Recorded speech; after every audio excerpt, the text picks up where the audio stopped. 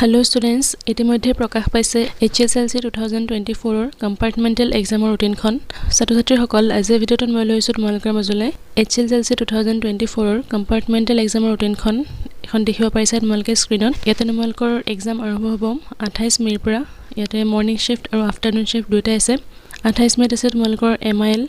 ইয়াতে সময় দিয়া হৈছে দেখিছা তোমালোকে টাইম 9টা বজাৰ পৰা 12টা বজালৈকে। ইয়াতে সম্পূৰ্ণ 3 ঘণ্টা দিয়া হৈছে আৰু এফালে আফটাৰনুন শিফটত আছে কম্পিউটাৰ সায়েন্স।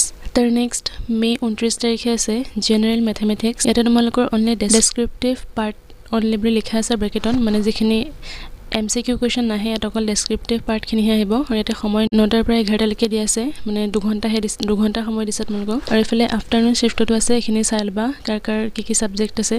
তাৰ নেক্সট তোমালোকৰ মে 30 মে'ত আছে জেনাৰেল সায়েন্স। ইয়াত তোমালোকৰ MCQ কুৱেশ্যন নাহে, ইয়াত ব্ৰেকেটত লিখা আছে ডেসক্ৰিপটিভ পাৰ্ট অনলি। আৰু ইয়াতে তোমালোকৰ 9টাৰ পৰা 11টালৈকে 2 ঘণ্টা সময় দিছে। আৰু এফালে আফটাৰনুন শিফটত আছে ডেন্স মিউজিক, যাৰ যি সাবজেক্ট আছে চাই ল'বা। তাৰ নেক্সট মে 31 তাৰিখে আছে তোমালোকৰ ইংলিছ। ইয়াতো MCQ কুৱেশ্যন নাহে, ডেসক্ৰিপটিভ পাৰ্ট অনলি বুলি লিখি দিয়া আছে। আৰু তোমালোকৰ সময় দিছে 2 ঘণ্টা 9টাৰ পৰা 11টালৈকে। আৰু আফটাৰনুন শিফটত আছে ইংলিছ, হিন্দী, সংস্কৃত, জিঅ'গ্ৰাফি। তাৰ নেক্সট তোমালোকৰ 1 জুনৰ 1 তাৰিখে আছে ছ'চিয়েল সায়েন্স। ছ'চিয়েল সায়েন্সতো MCQ কুৱেশ্যন নাহে, ইয়াত ডেসক্ৰিপটিভ পাৰ্ট বুলি লিখা হৈছে আৰু সময় 2 ঘণ্টাই দিয়া হৈছে। আৰু আফটাৰনুন শিফটত ইয়াত নাই দেখিছে। তাৰ নেক্সট জুনৰ 3 তাৰিখে আছে advance elective subject, advance mathematics, history, Arabic, Persian, Assamese, যাৰ যি ইলেক্টিভ সাবজেক্ট আছে সেইখিনি, আৰু পিছবেলা নাই। গতিকে তোমালোকে আশা কৰোঁ ৰুটিনখন ভালদৰে বুজি পাইছা। গতিকে ইমানখিনি আছিলে আজিৰ ভিডিঅ'ত আলোচনা কৰিবলগীয়া।